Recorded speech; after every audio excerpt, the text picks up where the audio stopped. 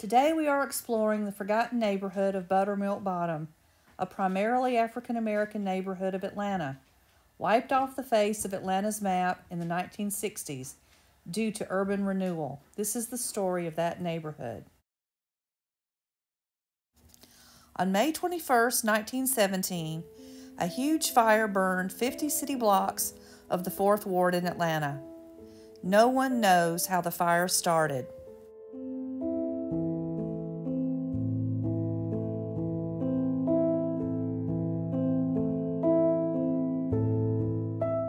Much of that area that wasn't burned became a so-called slum with bad roads, aging broken sewers, and dilapidated houses. Over the years, it languished, suffering floods, crime, and poverty. This is a modern map showing the area that was called Buttermilk Bottoms. There are several theories as to how the name began. Most say it's because of the geography of the area.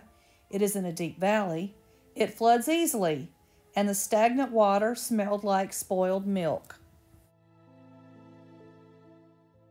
As early as 1939, the Atlanta City Council was pushing for, quote, slum clearance, end quote, of Buttermilk Bottoms.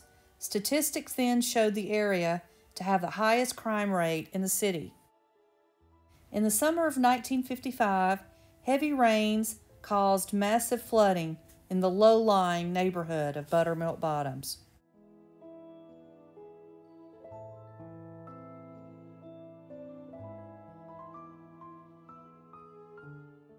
In 1965, an urban renewal project initiated by President Lyndon Johnson and embraced by the City of Atlanta resulted in the redevelopment of the Buttermilk Bottoms area.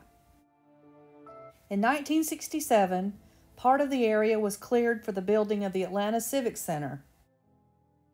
Walking this area today, you still notice the downward slope of the neighborhood, and it's easy to understand why it had a flooding problem before modern streets, sewers, and drainage systems.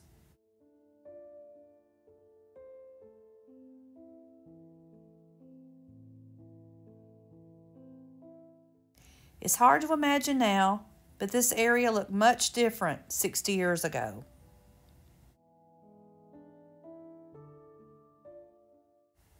The headquarters of Georgia Power is behind the fence here on the right, and the Atlanta Civic Center is here on the left.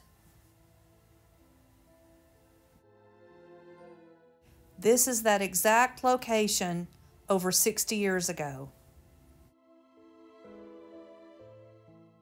Today, this area is full of expensive condos and beautiful landscaping, corporate headquarters, and a building for ballet performances, concerts, and conventions. Gone are the stories of the people who lived here long ago.